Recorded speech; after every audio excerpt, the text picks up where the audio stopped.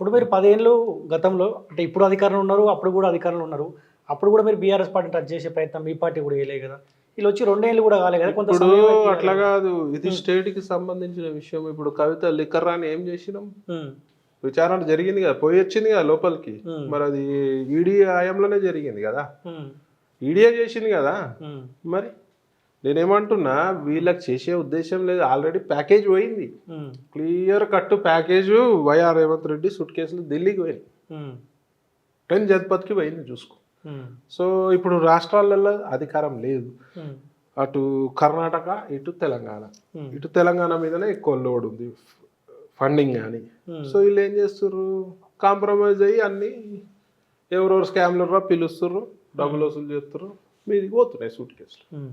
So, funding అంతా ఇట్లానే అయితుంది. ఇప్పుడు క్లియర్ కట్ ప్రజలకు కూడా అర్థమైంది. కాంప్రమైజ్డ్ రాజకీయాలు రేవంత్ రెడ్డి గారు ఉన్న అగ్రెసివ్ ఇప్పుడు ఎందుకు లేదని అడుగుతున్నా నేను.